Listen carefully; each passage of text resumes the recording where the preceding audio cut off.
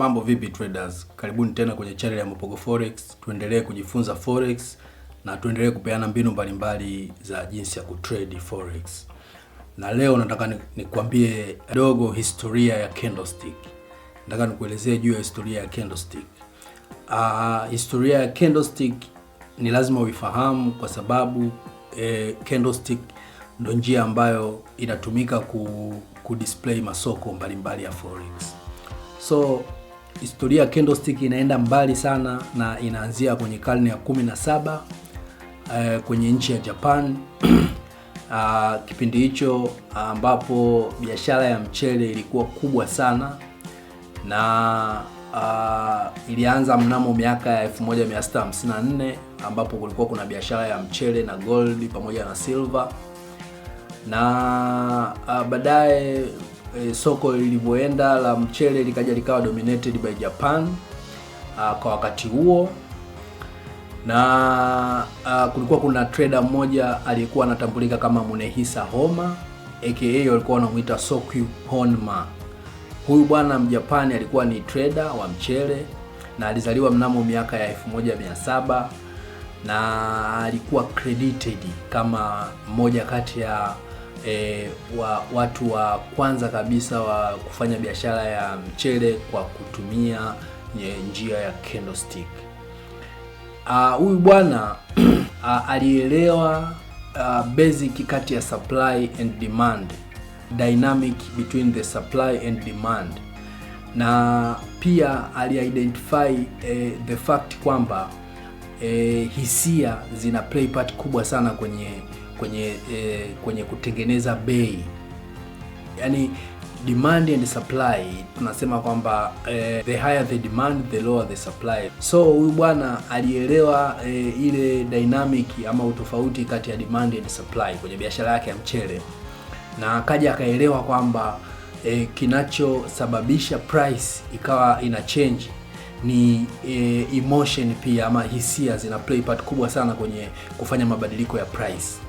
Kwa hiyo alianza kutrack emotion za market players. Alitrack emotion za market player, na kazi yake hiyo ndio alifanya ikawa basic ya candlestick analysis. Yani alikuwa anatumia vitu ambavyo ni kama candlestick kuanalyze soko lake la mchele, na akaweza kuidentify, tunasema emotions zina play part kubwa kwenye kutengeneza price katika soko. Na huyu jamaa baada ya kufanya kazi kubwa hiyo ya kutengeneza hizi candlestick analysis, alitumia akili kubwa sana hadi ikafikia hatua nchi ya Japani ikampromote kuwa samurai. Kama unavyojua Japani kule ni watu ambao wana imani ya samurai, na mtu kama akifanya jambo fulani kubwa sana la kijamii au la tunasema unexpected, huwa anakuwa promoted kuwa samurai. Na huyu bwana Munehisa Homma alikuwa promoted kuwa samurai kwa sababu alitengeneza candlestick analysis katika biashara yake ya kufanya trading ya mchele miaka hiyo ya 1800 huko, miaka ya zamani sana.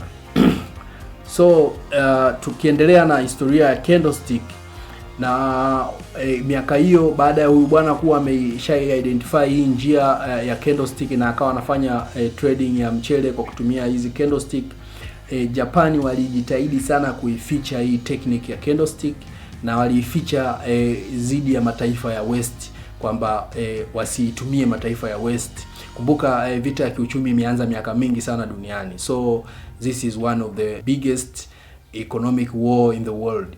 Kwa hiyo walifanikiwa kuikeep secret kwenye nchi yao ya Japan, wakaificha zidi ya mataifa ya West. Lakini suddenly mnamo miaka 1980 ambapo kulikuwa kuna mwingiliano mkubwa sana wa mabenki na hizi financial institution dunia nzima, ikapelekea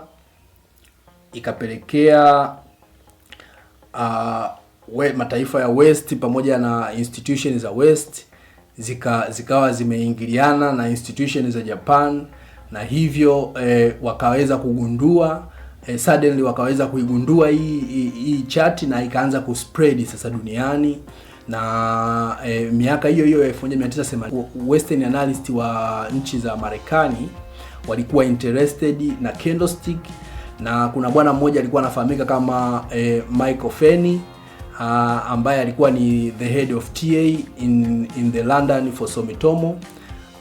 Alianza kutumia candlestick kwenye kazi zake za kila siku za kufundishia wanafunzi wake kwenye hichi chuo huko London, na akaianzisha hii somo la candlestick pia kwa maprofessional wengine katika nchi ya London.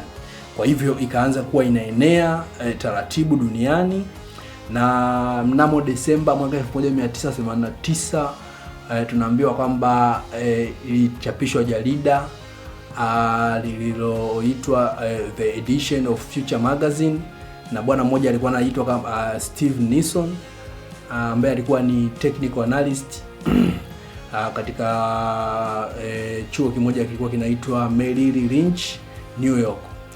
Aliproduce paper ambayo ilikuwa inaonyesha series za candlestick, yani zile pattern za candlestick, na akawa anaelezea their predictive power, yani nguvu ya zile candlestick kwenye kutabiri in the future kwamba nini kitatokea kwenye soko. Kwa hiyo jamaa alipublish paper ambayo ilikuwa ilizichora hizi candlestick, na ikawa inaelezea nguvu ya candlestick kwenye kutabiri matukio yatakayotokea kwenye market. Na huyu bwana alikuwa ni mtu mkubwa sana kwenye mambo ya financial huko West. So alienda baada ya watu kuwa wamepata wame response vizuri kwenye ile paper, akaenda akaandika kitabu huyu bwana. So kuanzia hapo candlestick zikaanza kugain na zikapata popularity, mwaka hadi mwaka zikawa zinaendelea kupata popularity, watu wakawa interested kuzitumia candlestick kufanya analysis ya masoko mbalimbali. Kwa nini candlestick ni muhimu kwenye trade zako? Candlestick ni muhimu kwenye trade zako kwa sababu letea visual representation of what is going on in the market, kwamba zinatuletea ule muonekano wa picha juu ya nini kinachoendelea kwenye soko, kwamba kwenye soko nini kinachoendelea kwenye soko, kama ni buyer ndo ana buy sana au ni seller ndo anauza sana, then kinachoendelea hicho kinakuwa represented in form of candlestick. Candlestick ndio inatupa majibu, ndio inatuambia. Ukiona candlestick kubwa it means, na ikiwa candlestick hiyo ni bear it means kwamba sellers wameliteka soko, na ukiona candlestick ya bullish ni kubwa it means buyer wameliteka soko. Kwa hiyo umuhimu wa candlestick kwenye trade zako ni kwamba candlestick inatupa muonekano, inatuonyesha muonekano wa nini kinachoendelea kwenye market. Kwa kuangalia candlestick tunapata information za muhimu sana kuhusu what is the open, what is the close. Yani tunajua kwamba bei ya kuingilia sokoni ilikuwa hii na bei ya kutokea sokoni ilikuwa ni hii, na hiyo inaweza ikatupa idea ya price movement, tukaona kwamba okay, kama bei ya kuingilia ni hii na bei ya kufungia ni hii, then soko linaweza likaelekea wapi. Na pia candlestick ni flexible, yani candlestick unaweza ukazitumia peke yake candlestick kama candlestick, ukalianalyze soko na ukajua kwamba soko linaelekea wapi na ufanye maamuzi gani.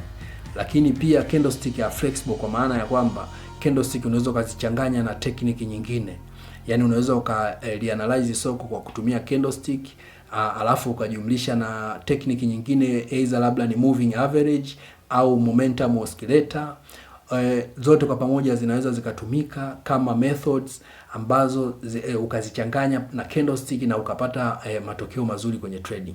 Kwa maana ya kwamba kuna ile style ya kutrade kwamba unajiridhisha kwa kutumia technique 2 au 3, kwamba umeshasoma candlestick na zimekupa uelekeo kwamba soko linaenda labda juu au chini, then unakuja kuhakiki na njia nyingine labda ya moving average ili ujihakikishie, na ukishapata jibu hilo unakuja unahakiki zaidi na njia ya 3, then njia njia zote tatu zikikupa sign ya aina moja, unachukua maamuzi.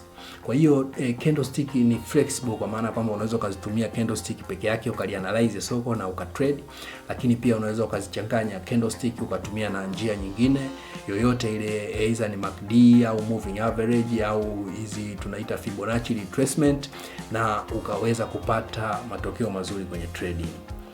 Lakini pia mimi mwenyewe binafsi huwa na trade kwa kutumia candlestick.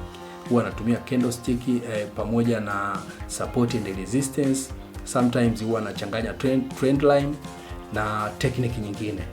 Kwa hiyo candlestick ni tunasema kwamba human behavior, kwa sababu human behavior in relation to money siku zote huwa inakuwa dominated na fear, greed and hope. Kwa maana ya kwamba candlestick analysis inatusaidia kuelewa mabadiliko ya hii psychology, kwamba psychology ya buyer ni ipo vipi kwa muda huu na sellers psychology yao ipo vipi muda huu, then hivyo vitu vinakuwa combined kwenye candlestick. Na ukishajua sasa namna gani jinsi ya kuelewa psychology behind the candlestick formation, ndio unaweza ukaamua kutake action na kujua unafanya kitu gani. Kwa hiyo huo ni umuhimu wa candlestick, na candlestick zinatupa pia information muhimu zaidi kuliko bar charts. Yaani kutumia candlestick ni win-win situation, kwa sababu zinatupa signal powerful zaidi kuliko bar chart na kuliko line. Kwa hiyo candlestick ni muhimu sana, na candlestick historia yake ndo kama hiyo nilokuambia kwamba ziligunduliwa miaka hiyo ya 1000 kidogo, ili uweze kujua kwamba candlestick ni kitu cha muhimu sana kwenye trading. Na hakikisha unajifunza candlestick, unafuatilia video zangu za candlestick, na kama utataka kujifunza zaidi candlestick unaweza ukanicheki kupitia namba yangu ya simu ambayo inapita hapo kwenye hiyo screen ya hii video, ili niweze kukupa mafunzo zaidi juu ya candlestick na uweze kumaster jinsi ya kutrade kwa kutumia candlestick. Asante sana kwa kufuatilia video yangu. Hakikisha una subscribe, na kama una ushauri wowote unaweza ukaniandikia kwenye comment, tukaendelea kuwa pamoja.